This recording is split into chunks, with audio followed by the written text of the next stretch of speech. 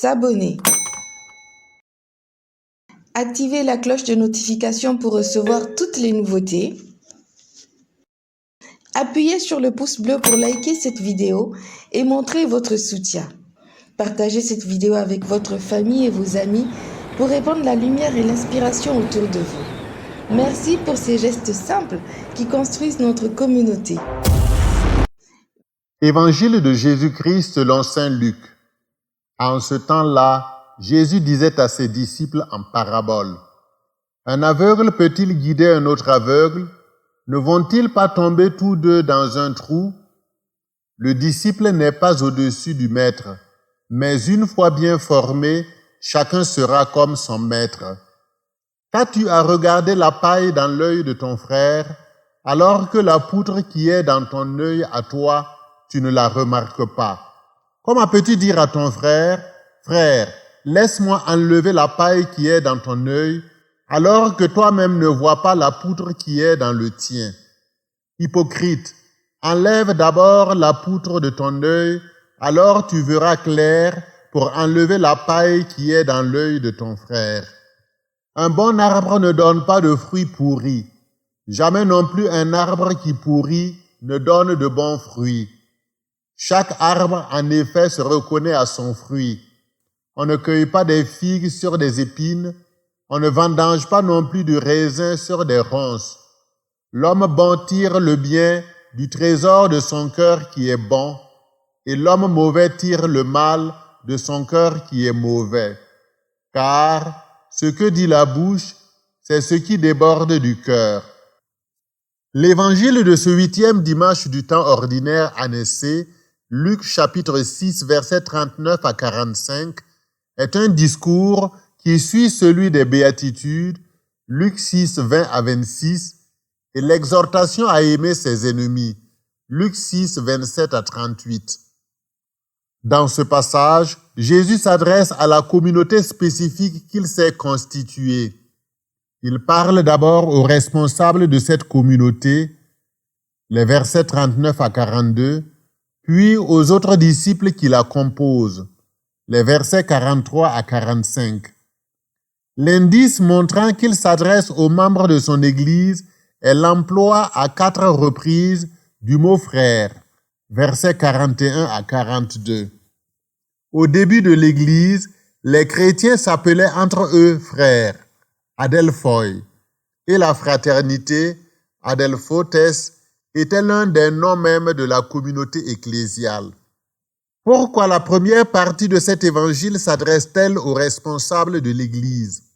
À l'époque de Jésus, les pharisiens se présentaient comme des guides des aveugles par rapport aux autres membres de leur peuple. Ils s'attribuaient ce titre parce qu'ils connaissaient l'Écriture pour l'avoir étudiée, tandis que ceux qui ne l'avaient pas étudiée étaient considérés comme des aveugles. L'Évangile selon saint Jean rapporte un épisode significatif. Un jour, des gardes furent envoyés pour arrêter Jésus.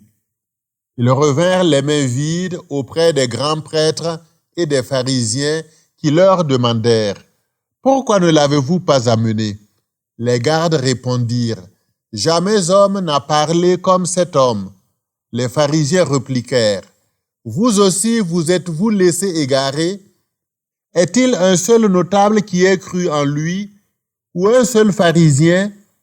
Mais cette foule qui ne connaît pas la loi, ce sont des maudits. Jean 7, 45 à 49. Jésus a sévèrement critiqué les pharisiens en les traitant de guides aveugles. Matthieu 15, 14, 23, 16 à 23, Jean 9, 41. Ils sont comme des aveugles qui prétendent guider d'autres aveugles. Dans la péricope évangélique de ce jour, Jésus s'adresse aux responsables de son Église en reprenant cette critique afin de prévenir une attitude pharisaïque chez eux. Il veut éviter qu'ils ne deviennent des guides aveugles dans leur enseignement ou dans leur comportement. Il désire au contraire qu'ils soient des guides éclairés autant sur les réalités du royaume de Dieu que sur eux-mêmes. Autrement, ils courront à leur perte et entraîneront les autres avec eux. Un aveugle peut-il guider un aveugle?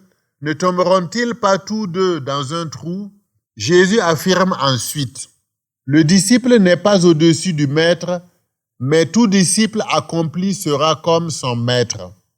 Dans son contexte initial, cette parole ne visait pas tant à exhorter les disciples à l'humilité face à lui, leur maître, qu'à critiquer la prétention de certains responsables de l'Église à vouloir donner aux autres plus qu'ils ne possèdent eux-mêmes, tant au niveau de la connaissance que de la vertu.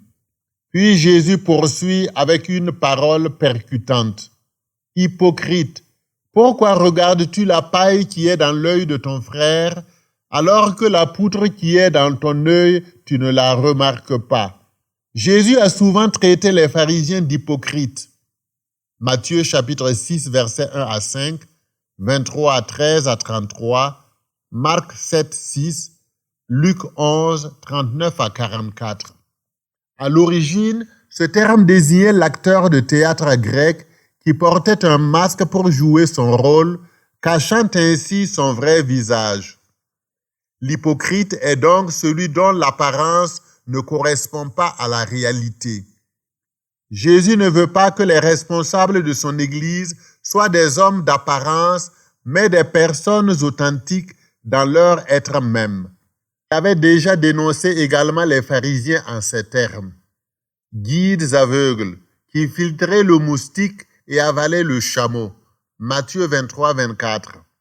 Le rapport entre le chameau et le moustique se reflète dans celui entre la poutre et la paille de l'évangile de ce dimanche. Les pharisiens épiaient la vie des autres pour détecter la moindre infraction à la loi divine, alors qu'eux-mêmes en commettaient de bien plus graves. Jésus veut éviter cette attitude chez les responsables de son Église ou l'éradiquer si elle existe déjà. Qu'ils ne passent pas leur temps à chercher le moindre péché chez les fidèles, tout en négligeant leur propre conversion face à des fautes qui peuvent être bien plus graves. Après s'être adressé au pasteur de son Église dans les versets 39 à 42, Jésus parle aux autres disciples au verset 43 à 45 et leur donne des critères de discernement pour reconnaître les pasteurs authentiques et les distinguer des mauvais. Il leur raconte la parabole de l'arbre et de ses fruits. Chaque arbre, en effet, se reconnaît à son propre fruit. Dans le parallèle de ce passage dans l'Évangile selon saint Matthieu, cette parabole est donnée pour identifier les faux prophètes et les distinguer des bons. Matthieu 7, 15, 20. Le refrain qui y revient est « C'est à leurs fruits que vous les reconnaîtrez ». Les fidèles sont donc invités à la vigilance et à l'esprit critique vis-à-vis de leur pasteur. Ils ne doivent pas se laisser égarer par une simple apparence trompeuse.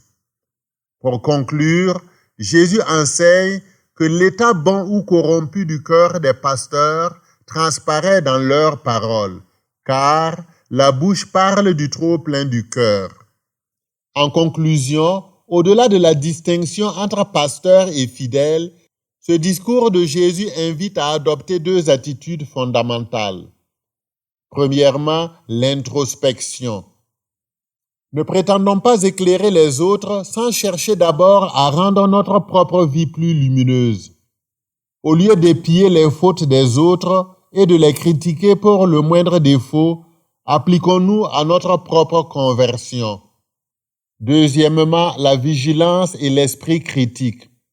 Tout ce qui brille n'est pas de l'or. Ne nous laissons pas leurrer par les apparences, car l'étiquette ne correspond pas toujours au contenu. Ce qui semble vraisemblable n'est pas nécessairement vrai, surtout à une époque où l'intelligence artificielle amplifie la diffusion des fake news et des deepfakes. Assurons-nous de connaître la vraie nature des personnes et des événements avant de faire confiance ou de nous méfier. Enfin, si nous exerçons un regard critique sur les autres, souvenons-nous qu'ils peuvent également le faire sur nous, même s'ils ne l'expriment pas. Que l'évangile de ce dimanche nous aide à former des communautés chrétiennes où chacun, tout en travaillant à sa propre sanctification, soutient fraternellement les autres pour qu'ils ressemblent davantage au Christ, l'unique modèle. Que la mission prophétique de chacun contribue également à aider les autres à être authentiques dans leur être et dans toutes les dimensions de leur vie.